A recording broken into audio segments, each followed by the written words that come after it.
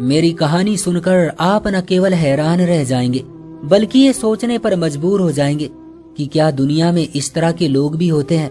लेकिन ये सच है कि हम ऐसी दुनिया में रहते हैं जहाँ कभी भी कुछ भी हो सकता है। मेरा नाम सलोनी है।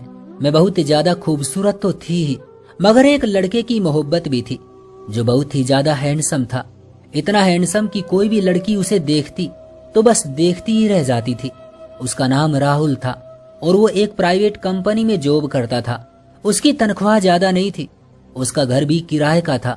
उसकी एक माँ थी जो पूरे मोहल्ले में फेमस थी कि बड़ी सख्त औरत है। 2 बहनें थी, उनकी शादी हो चुकी थी जब पिताजी विदेश में होते थे, लेकिन बहनों का भी घर पर अधिक आना जाना होता रहता था। दरअसल उसकी एक बहन मेरी एक दोस्त के घर थी और मेरी दोस्त हमेशा कहती थी कि हम तो जब से इसको ब्याह कर लाए हैं हम जलील हो गए हैं। उसी के घर में राहुल ने मुझे देखा था और हमारी मोहब्बत शुरू हो गई। लेकिन ये प्यार ऐसा था कि जिसके बारे में किसी को भी पता नहीं था। मेरे घर उसने रिश्ता भेजने की बात की तो उसकी माँ ने मना कर दिया और कहा कि किसी गरीब के घर की लड़की नहीं लेकर आनी, ये लोग दहेज में भी कुछ नहीं देंगे। और ऐसा ही था, हमारे पास देने को कुछ नहीं था। मेरी माँ ने कुछ बिस्तर और कुछ बर्तन वगैरह बनाकर रखे हुए थे और इससे ज्यादा हम कुछ नहीं दे सकते थे क्योंकि मेरी और भी बहनें थी और मैं सबसे बड़ी थी। लेकिन राहुल ने न जाने क्या किया कि एक दिन तो उसने मुझे बताया कि मेरी माँ ने साफ मना कर दिया था, लेकिन 2 दिन बाद उसकी माँ रिश्ता लेकर खुद आ गई। लेकिन जब मैंने राहुल को देखा तो मैं हैरान रह गई। उसके सिर पर पट्टी बंधी थी। उसने कहा कि मैंने जानबूझकर छोटा सा एक्सीडेंट करा लिया और बेहोशी का दौरा पड़ने का नाटक किया। और जब माँ ने कहा कि जो तू कहेगा वही करूंगी, बस तू ठीक हो जा, तो मैंने कहा मेरी शादी तुम्हारे साथ करवा दे। मैं हैरान हो गई कि तुम मुझसे इतना प्यार करते हो। उसका कहना था कि इससे भी ज्यादा, और जिससे मोहब्बत की जाती है उसी से शादी की जाती है। मैं तुम्हारे अलावा किसी और से शादी नहीं कर सकता। मम्मी ने साफ मना कर दिया था, इसलिए मुझे ये सब करना पड़ा। हमारा रिश्ता पक्का हो गया और शादी की तैयारियां होने लगी। उसकी बहनें और उसकी माँ वाकई में बहुत तेज और चालाक थी, लेकिन कहते हैं ना कि पति अच्छा होना चाहिए और बाकी ससुराल वाले तो सभी एक जैसे होते हैं। मेरी माँ को भी चिंता थी कि ये औरतें बहुत तेज हैं, लेकिन मैंने कहा कि मेरा पति मुझे बहुत प्यार करता है, यही काफी है। 1 महीने बाद ही हमारी शादी हो गई। हम दोनों एक दूसरे से शादी करके बहुत ज्यादा खुश थे। जिससे मोहब्बत करे उसी से शादी हो जाए, इससे बड़ी खुशखबरी एक इंसान के लिए और क्या हो सकती है। और ये बात कोई नहीं जानता था कि हमारी लव मैरिज की शादी हुई है। राहुल के घर वाले जानते थे क्योंकि उसने मेरा नाम लिया था, लेकिन मेरे घर वालों को नहीं पता था, इसलिए मेरी इज्जत भी बच गई थी और मेरी शादी भी हो गई। मैं अपने घर आई थी। आज मेरा पहला दिन था। उनके घर में एक रस्म जो दुल्हन दूल्हे को अपने कमरे में बुलाती है और दूल्हे की माँ कहती है कि तुम्हें कमरे में नहीं जाना। अगर दुल्हा न जाए तो उसकी माँ जीत जाती है और अगर चला जाए तो फिर दुल्हन का राज होता है। मुझे यकीन था कि राहुल मेरे कमरे में जरूर आएगा। जब वो मुझे पाने के लिए इस हद तक जा सकता है तो इस रस्म के खिलाफ क्यों नहीं जा सकता। लेकिन मुझे आश्चर्य हुआ कि उसने मेरे कमरे में आने से मना कर दिया और कहा कि मैं नहीं आऊंगा। रिश्तेदार इस बात पर बहुत बोले, चिल्लाए और काफी खुश हुए कि लड़का तो माँ के वश में है, दुल्हन के लिए तो बड़ी मुश्किल है। ये सब कुछ तो मजाक था, लेकिन मुझे वाकई कुछ अजीब लग रहा था। आज की रात हमारी शगुन की रात थी जो खराब हो गई थी। जब वो सुबह कमरे में आया तो मैं थोड़ा गुस्से में थी। उसने कहा कि देखो, मैं तुम्हें हासिल करने के लिए मैं अपनी माँ के खिलाफ गया हूँ। भले ही इस छोटी सी रस्म में भी अगर मैं तुम्हारा साथ देता तो मेरी माँ को बहुत बुरा लगता। वैसे भी ये एक रस्म है, कोई इतना बड़ा मसला तो नहीं है। शादी में रस्में तो होती हैं, शादी में सब चलता है और इससे क्या फर्क पड़ता है कि दुल्हन की बात मानी जाए या दूल्हे की। अरे हम तो तुम्हारे गुलाम हैं, ऑर्डर तो तुम्हारे ही चलने हैं। इस बात पर मैं मुस्कुराते हुए अपने पति के गले लगने लगी तो मुझे ऐसा लगा जैसे खिड़की में कोई खड़ा है और मैं पीछे हट गई। उसने कहा कि क्या हुआ? मैंने कहा मुझे ऐसा लग रहा है कि कोई हमें देख रहा है। लेकिन जब मेरे पति ने पीछे मुड़कर देखा तो वहां पर कोई नहीं था। वो आगे तक भी गए। उन्होंने खिड़की से बाहर देखा और कहा, आपको वैसे ही लगा होगा, कोई नहीं है। आज का दिन हमारे लिए अच्छा रहा, लेकिन इस घर में एक रूटीन था जो शायद पहले नहीं था। और अब शादी के बाद ऐसा हो गया कि मेरे पति रात के खाने के बाद मेरी सास के कमरे में चाय पीते थे। मेरी सास ने स्पेशल कहा था, अपने कमरे में जाने से पहले आपको आधा घंटा मेरे पास जरूर बैठना है, दिन भर की बातें करनी है। एक इकलौता बेटा था मेरा, दिल करता है कि थोड़ी देर मेरे पास बैठे। मुझे मेरे पति ने इस बात पर भी यही कहा था कि आधा घंटा से क्या फर्क पड़ता है, मेरी तो पूरी जिंदगी तुम्हारी है, मुझे कोई फर्क नहीं पड़ता। जब तक वो कमरे में नहीं आता था मैं तैयार होकर फ्रेश हो जाती थी या फिर माँ और पिताजी से फोन पर बात कर लेती थी। यही सोचकर मैंने कहा कि कोई बात नहीं, आधा घंटा से क्या हो जाता है। लेकिन पहले दिन जब मेरा पति कमरे में आया तो उसका व्यवहार कुछ अजीब सा था। हमारी लव मैरिज हुई थी, वो मुझसे बहुत मोहब्बत करता था और प्यार में जबरदस्ती या फिर हुक्म चलाना नहीं होता। लेकिन आज मेरे पति को आज देखकर ऐसा लग रहा था कि जैसे वो मुझसे मोहब्बत नहीं करता बल्कि सिर्फ मुझे अपनी पत्नी समझता है। मुझे कुछ अजीब सा महसूस हो रहा था। ऐसा लग रहा था कि ये वो राहुल नहीं है जो मुझसे बहुत ज्यादा प्यार करता है। समझ नहीं आ रहा था कि मेरा पति मुझसे इस तरह का बर्ताव क्यों कर रहा था। क्या वही बात सच हो गई थी कि वो बदल गया है? लेकिन मैं उसको कई सालों से जानती थी, तब तो वो नहीं बदला। आज एक रात में कैसे बदल गया? फिर सोचा इंसान है, मूड की बात होती है, कभी कुछ करता है तो कभी कुछ। इंसान के बारे में कोई पक्की राय तो नहीं दे सकता। एक दिन भी ऐसे ही गुजर गया। मेरी सास ने मुझ पर ज्यादा बोझ नहीं डाले थे। इस घर में एक नौकरानी आती थी, मुझे ही खाना बनाना पड़ता था, वो भी सिर्फ 3 लोगों का। कभी कभी मेरी ननंद आ जाती तो थोड़ा ध्यान से करना पड़ जाता था। मेरी नंदों को पता नहीं क्या प्रॉब्लम थी कि वो बहुत ही ज्यादा छोटे छोटे कपड़े पहना करती थी और उनको कोई रोकता भी नहीं था। मैंने अपने पति से कहा तो उन्होंने कहा कि उनकी शादी से पहले से ही यही हरकतें हैं। हमारे खानदान की खूबसूरत लड़कियां थी, वैसे भी मैं इनसे छोटा हूँ, मैं कुछ बोल नहीं सकता और मेरी बात मानती भी नहीं है। मैं तो हैरान हूँ कि इनके पति भी इन्हें कुछ नहीं कहते हैं। अपने घर में चलो, इंसान ऐसे कपड़े पहन लेता है। अगर तुम मेरे लिए इस तरह के कपड़े पहनोगी तो मुझे बहुत अच्छा लगेगा, लेकिन ऐसे कपड़े पहनकर तुम अगर बाहर जाओगी तो मुझे ये बिल्कुल भी अच्छा नहीं लगेगा। मैं भी यही सोच रही थी कि उनके पति उनको ऐसे कपड़े पहनकर घर से निकलने कैसे देते थे। खैर, उनकी अपनी एक दुनिया थी जिसमें बहुत ही ज्यादा अजीबोगरीब किस्म की हरकतें होती थी। वो जरूरत से ज्यादा शॉपिंग करती थी। मेरी सास ने अपनी बेटियों की शादी बड़ी सोच समझ के अमीर घरों में की थी। उनके नखरे, उनके ड्रामे और उनके शिकवे खत्म नहीं होते थे। उनके पास बैठती तो मुझे ऐसा लगता कि उनकी बातें सुनकर उल्टी हो जाएगी। इतनी ज्यादा खुद पसंदी, खुद की खुद ही प्रशंसा मैंने आज तक कभी नहीं सुनी थी। मैं बेहद खूबसूरत न सही, लेकिन जवान जरूर थी और दुबली पतली भी थी, इसलिए जो भी पहनती मुझ पर अच्छा ही लगता था। इस बात पर भी मेरी ननंद को आग लग जाती थी। वो कहती थी कि ये सूट जो आपने लिया हमने भी लेना है। वो ले तो लेती थी, लेकिन उनके भारी भरकम वजूद पर वो चीज प्यारी नहीं लगती थी। 2-3 दिन से मैं देख रही थी मेरे पति का रवैया मेरे साथ बहुत अजीब था। मुझे ऐसा लगता था कि उसको मुझसे सिर्फ एक ही चीज चाहिए और उसके अलावा मुझे कुछ नहीं समझता कि मेरे अंदर जज्बात भी है, मुझसे बात भी करे, मेरी तारीफ करे, मेरे पास बैठे, मेरा हाथ पकड़े, बाहर ले जाए। लेकिन ऐसा कुछ नहीं हो रहा था। अगर मोहब्बत की शादी करके भी महसूस नहीं होना था कि ये मोहब्बत की शादी है तो फिर हमने इतना सब कुछ किया ही क्यों था। लेकिन अजीब बात यह थी कि मेरा पति दिन में तो बेहतर रहता था, पर जैसे ही वो मेरी सास के कमरे से वापस आता तो उसकी हालत अजीब होती थी। कहीं मेरी सास उसके कान तो नहीं भरती थी। अपने बेटे की बहू के खिलाफ कान भरना तो हर सास का पुराना रिवाज है, तो फिर मेरी सास कैसे रुक जाती? जाने वो इसको ऐसा भी क्या कहती थी कि वो अजीब सी हालत में चला जाता था। सुबह मेरी आंख खुली तो मेरे जिस्म में बहुत ज्यादा दर्द था और मैं बहुत ही अजीब सी हालत में थी। ऐसा लग रहा था कि जैसे मैंने कल 10 घरों के कपड़े धोए हैं और आज मुझसे उठा भी नहीं जा रहा था। वैसे तो मैं अपने पति से पहले ही जाग जाती थी। वो कहने लगा कि जाओ नाश्ता बना दो, देर हो जाएगी, तुम बिस्तर से निकल क्यों नहीं रही हो? मैंने कहा कि मेरी तबीयत ठीक नहीं है। उसने मेरे माथे पर हाथ रखा तो कहने लगा कि हाँ, तुम्हें तो बुखार है, आराम करो, मैं मम्मी से कहता हूँ वो नाश्ता बना देगी और तुम्हारे लिए आते हुए दवाई ले आऊंगा। मैंने कहा कि लेकिन मुझे क्या हो गया, मैं तो अच्छी भली थी। उसका कहना था कि बीमारी बताकर थोड़ी आती है, तुम भी हद ही करती हो, आराम करोगी तो ठीक हो जाओगी। लेकिन आराम मैंने क्या करना था? मेरी सास ने मुझे आराम ही ना करने दिया।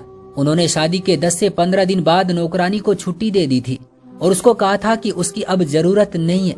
मुझे ये कहा था कि नौकरानी खुद काम छोड़कर चली गई है, लेकिन मैं जानती थी कि ये सब कुछ उन्होंने क्यों किया था, क्योंकि अब मैं जवान जो उनको मिल गई थी। कहने लगी कि मैं तो आज अपनी बहन के घर जा रही हूँ, सारा घर बिखरा पड़ा है, खाना बनाना, शाम को बहन को साथ वापस लेकर आऊंगी तो वो भी खाना हमारे साथ ही खाएगी। मैं हिम्मत करके उठ गई और मैंने सारे काम भी आहिस्ता आहिस्ता कर लिए, लेकिन मुझे इतनी ज्यादा कमजोरी हो रही थी कि मैं बता नहीं सकती थी। मेरे पति ने कहा था कि कभी कभी इंसान बीमार हो जाता है, जब लड़कियों की शादी होती है तो वो बहुत ज्यादा ताकत में होती है, क्योंकि उन्होंने अपने घर में कोई टेंशन भी नहीं ली होती और खाना पीना भी अच्छा होता है। हमारे घर में खाना पीना बहुत अच्छा था। हमने भले ही कोई सोना या कोई गाड़ी वगैरह ना बनाई हो, लेकिन हमेशा खाना बहुत अच्छा खाया था, इसलिए कभी एहसास ही नहीं हुआ था कि कमजोरी भी कोई चीज होती है। लेकिन अभी तो मेरे साथ न जाने क्या हो रहा था।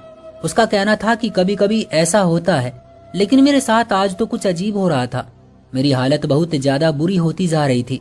मैंने अपने चेहरे को गौर से देखा तो मेरे चेहरे पर कोई रंग नहीं था, कोई रौनक नहीं थी। अजीब सी आंखें निकली थी मेरी, जैसे मैं कोई मरीज हूँ। मैंने मुंह धोया, चेहरे पर क्रीम लगाई, थोड़ी लिपस्टिक लगाई, तो तब कहीं जाकर मेरा चेहरा थोड़ा बेहतर लगने लगा। लेकिन मैं समझ नहीं पा रही थी कि और क्या करूं। मैं कोई लाश की तरह लग रही थी। ऐसा भी मेरे साथ क्या हो गया था। आखिर दिमाग में ख्याल आया कि कहीं मैं माँ तो नहीं बनने वाली। सोचा कि डॉक्टर के पास जाऊंगी। रात को मेरा पति अपनी माँ के कमरे में बैठा था और जब वापस मेरे कमरे में आया तो अजीब तरह से खांस रहा था। मैंने कहा कि क्या हो गया। कहने लगा कि मुझे पानी ला दो, गोलियां मेरे गले में अटक गई है। मैंने कहा कि कौन सी गोलियां जो आपके गले में अटक गई है। मैं पानी लेकर आई। उसने कहा, मम्मी ने मुझे नीले रंग की 2 गोलियां खिलाई थी, ताकत की गोलियां हैं। बाबा को भी खिलाया करती थी। मेरे बाबा काफी जवान रहते थे, लेकिन फिर काम के सिलसिले में परदेश चले गए। मैंने कहा कि आप तो बिल्कुल ठीक हैं, आपको कोई मसला भी नहीं है, फिर सासू माँ आपको गोलियां क्यों खिला रही है? क्या वो ये गोलियां रोज खिलाती है? मेरे पति ने कहा कि हर रोज 2 गोलियां खाता हूँ, बिल्कुल ठीक रहता हूँ, देखो कोई मसला नहीं है मुझे। मैं उनसे कहता हूँ कि वो तुम्हें भी 2 गोलियां खिला दिया करे, क्योंकि आजकल तुम्हारी तबीयत खराब हो रही है। मैं दिल में सोचने लगी कि न जाने कौन सी गोलियां हैं, मैं तो नहीं खाऊंगी। पर मेरे पति का कहना था कि ताकत की गोलियां हैं, जैसे मैं गोलियां खाकर फिट रहता हूँ तुम भी बिल्कुल ठीक हो जाओगी। मैं मम्मी से बात जरूर करूंगा। मैंने अपने पति को मना नहीं किया ताकि पता चलता कि गोलियां थी किस चीज की थी, क्योंकि मुझे यकीन था कि मेरे साथ झूठ बोल रही थी। या तो वो मेरे पति को कोई गलत चीज खिला रही थी या कोई और ही चक्कर था, जबकि मेरे पति को कोई बीमारी नहीं थी। वो जवान और हट्टा कट्टा 27 साल का लड़का था, तो उसको गोलियां खिलाने का क्या मतलब था, वो भी रात के वक्त। खैर मेरी हालत दिन ब दिन खराब होने लगी। मेरे पति ने पता नहीं मेरी सास से बात की थी या नहीं, लेकिन उसने इस बारे में दोबारा कोई बात नहीं की। आखिरकार 2-3 दिन बाद मैंने पूछ लिया कि आपने कहा था कि मम्मी से पूछकर मुझे भी वो नीली वाली गोलियां खिलाएंगे, तो क्या बना उनका? मेरे पति ने कहा कि हाँ, मैंने मम्मी से पूछा था, मम्मी का कहना था कि वो सिर्फ मर्दों के लिए होती है, तुम्हारे लिए कह रही थी कि अच्छी खुराक खाए तो ठीक हो जाएगी। मेरा पति तो इस तरह से बात कर रहा था जैसे मेरी सास डॉक्टर थी। मेरी सास डॉक्टर हो ना हो, पर मुझे डॉक्टर की सख्त जरूरत थी। डॉक्टर के पास जाना चाहती थी और मेरी बेवकूफी ये थी कि जब मैं घर से निकलने लगी तो मैंने अपनी सास को बता दिया। मेरी सास ने कहा कि तुम्हें डॉक्टर के पास जाने की क्या जरूरत है, तुम तो बिल्कुल ठीक हो। मैंने कहा कि नहीं, ठीक नहीं हूँ, आजकल बहुत अजीब सी हालत में हूँ। कमजोरी रहती है, टांगों और कमर का दर्द पूरा दिन नहीं जाता। अगर खुद भी बीमार हो गई तो बाकियों का ख्याल कैसे रखूंगी? लेकिन मेरी सास ने मुझे कोई न कोई बहाना करके जाने से रोक लिया। मैंने सोचा कि मुझे अपना दिमाग इस्तेमाल करना चाहिए, इस तरह से चीजें काम नहीं करेंगी। 2 दिन तक मेरी हालत फिर बहुत खराब थी। मेरे पति का मेरे साथ रात को अजीब सा व्यवहार हो जाता था। ऐसा लगता था कि कुछ गड़बड़ है। वो बिल्कुल मेरा लिहाज नहीं करता था, एहसास नहीं करता था। इस बात पर हमारा बहुत ही झगड़ा होने लगा। पहले पहल तो मैंने उसे आराम से समझाया, उसके बाद मैंने उसे कहा कि तुम्हें क्या हो गया है, मैं तुम्हारी पत्नी हूँ, मेरी जिंदगी में और भी चीजें हैं, तुम्हारे और भी हक हैं और फर्ज हैं जिनके बारे में तुम्हें कोई ख्याल नहीं है। लेकिन मेरे पति को गुस्सा भी बहुत ज्यादा आ रहा था। आजकल वो बहुत जल्दी गुस्सा हो जाते थे और हम लोग एक दूसरे से इसी बात पर लड़ाई झगड़ा करते थे। एक दिन तो इतनी लड़ाई झगड़ा करने लगे कि मेरी आवाज कमरे से बाहर जाने लगी। मेरी सास ने दरवाजा खटखटा दिया और कहा कि बेटा लड़ाई नहीं करते, तुम्हारी कोई बात होगी जो उसको बुरी लगी है तो ये सब्र करे, उसको भी गुस्सा आ गया होगा। वो यूं तो मेरी साइड ले रही थी, लेकिन पता नहीं क्यों मेरा दिल कह रहा था कि सब कुछ उन्हीं का किया धरा है। लेकिन अजीब बात ये थी कि हमारी शादी को 3 महीने होने वाले थे, पर अभी तक हमारे यहाँ औलाद भी नहीं हो रही थी। 2-4 दिनों से मेरी सास मेरे लिए बहुत ज्यादा काम निकाल दिया करती थी। काम इतने ज्यादा होते थे कि शाम हो जाती थी और फिर शाम के बाद मैं घर से निकल नहीं सकती थी, क्योंकि मेरा पति घर पर आ जाता था। लेकिन एक दिन मैंने किसी भी चीज की परवाह नहीं की और कहा कि मैं मम्मी की तरफ जा रही हूँ। मैंने ये भी झूठ बोला कि मेरी मम्मी की तबीयत खराब है, मुझे जल्दी जाना है, मम्मी घर में अकेली है, जबकि मैं एक लेडी डॉक्टर के पास चली गई। मैं उम्मीद से बिल्कुल भी नहीं थी ये बात तो मुझे घर पर ही पता चल गई थी, लेकिन मैंने डॉक्टर से चेकअप करवाया था। डॉक्टर ने मुझे अच्छी तरह चेक किया, मुझसे सारी बातें पूछी, मुझे बताया कि मैं बहुत कमजोर हूँ। फिर पूछा कि शादी को कितना वक्त हो गया है। उस डॉक्टर ने मुझे ऐसी बात बताई कि मेरे कदमों तले से जमीन निकल गई। और वापसी घर आते हुए मैंने सोच लिया कि मुझे किसी भी तरह ये बात पता लगानी होगी कि मेरी सास मेरे पति को कौन सी गोलियां खिलाती है। लेकिन ये पता लगाने का मेरे पास कोई तरीका नहीं था। ये वारदात वो सिर्फ रात को ही करती थी, जब मेरा पति उनके कमरे में बैठा होता था। एक दिन मैं भी अपने पति के साथ चली गई। मैंने कहा कि मैं भी आप लोगों के पास बैठती हूँ, तो मेरी सास ने सीधा कह दिया कि नहीं, ये वक्त मैं सिर्फ अपने बेटे के साथ गुजारना चाहती हूँ। तुम्हारे साथ तो पूरा दिन होती हूँ ना, तुमने कोई बात करनी हो तो तुम मुझसे दिन में कर लेना। मेरे पति के सामने उन्होंने ये बात प्यार से की थी।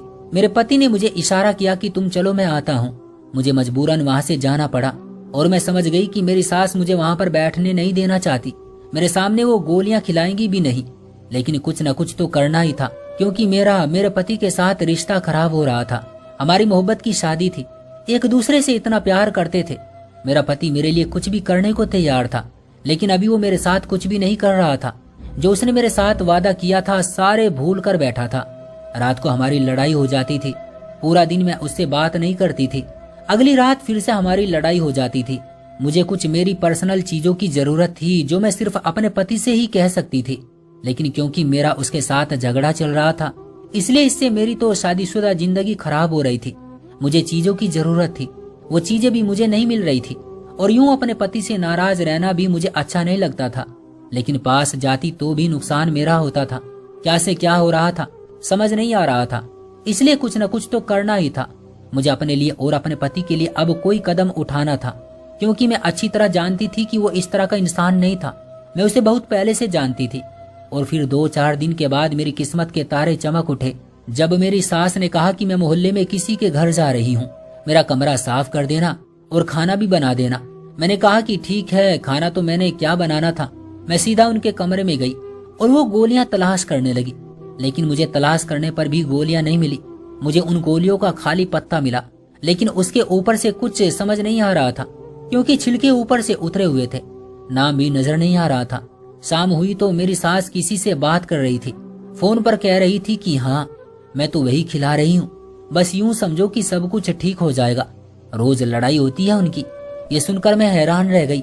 ये बहू के झगड़े करना, बेटे के कान भरना, ये तो सब कुछ पुराना हो गया है। अब तो ऐसी ऐसी चीजें हैं कि हमें अपने आप को अपने बेटे के सामने बुरा बनाने की भी जरूरत नहीं है। सारा कुछ एक नए तरीके से हो सकता है, तो फिर पुराने तरीकों को क्यों अपनाया जाए। मेरी सास ऐसी औरतों की तरह हंस रही थी जिसने अभी तक न जाने कितने घर बर्बाद किए थे, और वो ये भी कह रही थी कि मैं जा रही हूँ बाजार, क्योंकि आज के लिए वो चीज नहीं है। वो उस चीज का नाम नहीं ले रही थी, पर जहाँ भी जा रही है मुझे उनका पीछा जरूर करना था। वो घर से निकली तो मैं भी उनका पीछा करने लगी, और ये देखकर हैरान रह गई कि वो चौक की तरफ जा रही थी, जहाँ पर मेडिकल स्टोर बना था। वो मेडिकल स्टोर में चली गई। मैं साइड पर खड़ी हो गई।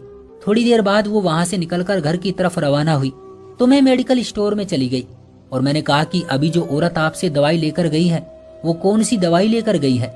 मेडिकल स्टोर वाले ने मुझे हैरान होकर देखा कि आप क्यों पूछ रही हैं। मैंने कहा कि वो मेरी सास है। उनकी तस्वीर भी दिखाई।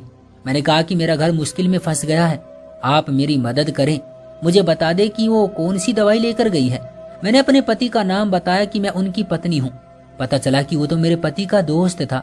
उसने कहा, भाभी आप परेशान ना हो, मैं आपको बताता हूँ। पर कैसे बताऊं, बात काफी अजीब है, मुझे शर्म आ रही है।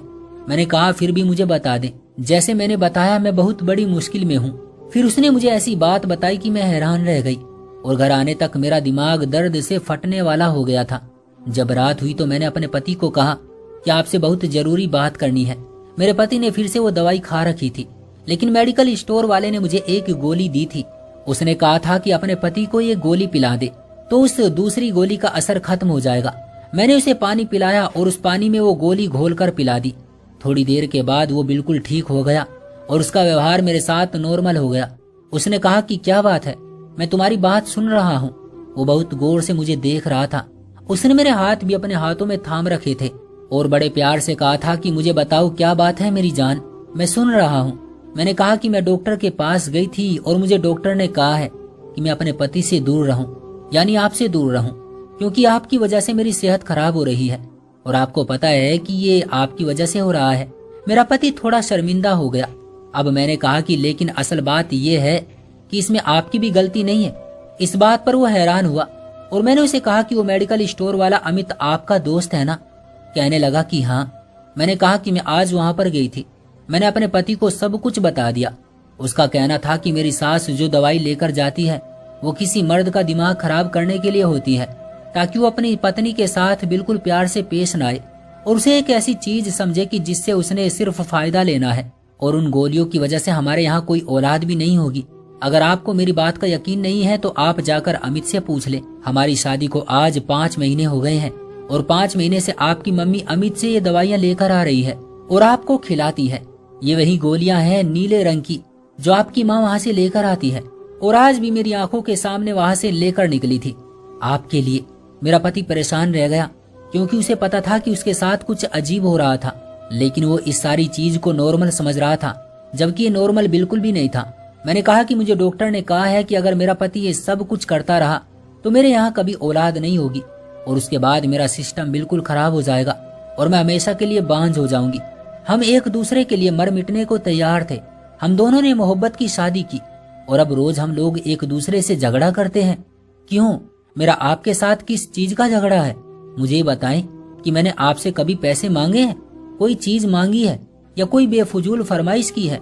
नहीं, सिर्फ यही कहती हूँ आपसे कि मेरी तबीयत खराब है, मुझे आराम करने दे। मेरा पति खामोश हो गया। मैंने कहा आप जवाब क्यों नहीं देते? उसका कहना था कि अगर ये सब कुछ सच है तो मुझे तो ये समझ नहीं आ रहा है कि मैं क्या करूं, कैसे अपनी माँ को समझाऊं वो क्यों ये सब कुछ कर रही है। इसलिए कि क्योंकि मैंने तुमसे उनकी मर्जी के बगैर शादी की थी और वो यहाँ पर शादी नहीं करवाना चाहती थी और अब वो चाहती है कि हम दोनों एक दूसरे से झगड़ा करें और तुम्हारे बच्चे ना हो और हमारी जिंदगी और हमारा रिश्ता बर्बाद हो जाए। वो मेरा घर बर्बाद करना चाहती है। मेरे पति की आंखों में आंसू आ गए। उसको अपनी माँ से ये उम्मीद नहीं थी। मैंने उसे तसल्ली दी और कहा कि आप उनसे कुछ नहीं कहें, बस ये गोलियां खाना छोड़ दें। मेरे पति ने मेरे हाथ पर हाथ रखा और कहा कि मैं ये गोलियां दोबारा नहीं खाऊंगा और सारा कुछ संभाल लूंगा। मैं तुम्हें और तुम्हारी सेहत को खराब नहीं होने दूंगा और ना ही इस रिश्ते को। इसके बाद से मेरे पति ने गोलियां खाने से मना कर दिया। अब वो नहीं खाता था और मेरी सास को भी अंदाजा हो गया कि शायद उसको शक हो गया है, इसलिए उन्होंने भी इस विषय को छोड़ दिया। फिर घर में एक बहुत बड़ी लड़ाई हुई जिसमें यह बात भी सामने आ गई। मेरे पति ने गुस्से में बोल दिया। उसने कहा कि मैं अपनी पत्नी से बहुत मोहब्बत करता हूँ और मैं कभी भी उसको नहीं छोड़ूंगा और अगर कोई मुझे इससे अलग करना चाहता है तो वो गलतफहमी का शिकार है, क्योंकि ये नहीं होने वाला। उसके बाद से हमारा रिश्ता भी बेहतर हो गया और मेरी सेहत भी। पर मेरे साथ कुछ मसले बन गए थे। मेरे यहाँ औलाद नहीं हो रही थी। 7-8 महीने गुजर गए और हम लोग बहुत ज्यादा परेशान थे। मेरा पति कहता था कि शायद मेरी माँ कामयाब हो गई है क्योंकि हमारी जिंदगी में एक मसला बन गया था, लेकिन जब हमने थोड़ा बहुत इलाज करवाया तो ऊपर वाले का करम हुआ और आज मेरी जिंदगी में सब कुछ ठीक है। ये सिर्फ फिल्मों में ही होता है कि आप अपनी माँ से संबंध तोड़ दें, अपनी पत्नी को घर से निकाल दें। असल जिंदगी में सारे हालात के साथ ही गुजारा करना पड़ता है। हम इसी घर में रहते हैं। मेरी सास भी मुझे बातें सुनाती है, लेकिन मुझे इस बात की खुशी है कि मेरे पति को सब पता चल गया कि इसकी माँ हमारी खुशी में खुश नहीं है। इसलिए वो अब हर बात पर सावधान रहता है और कहता है कि जैसे ही इंतजाम होगा हम यहाँ से कहीं दूर चले जाएंगे। तो दोस्तों, ये थी हमारी आज की कहानी। उम्मीद करते हैं कि आपको पसंद आई होगी। आपका क्या कहना है इस कहानी के बारे में? कमेंट बॉक्स में हमें जरूर बताइएगा। वीडियो को लाइक कर दीजिए और चैनल को सब्सक्राइब कर लीजिएगा। मिलते हैं अगली वीडियो में, तब तक के लिए धन्यवाद।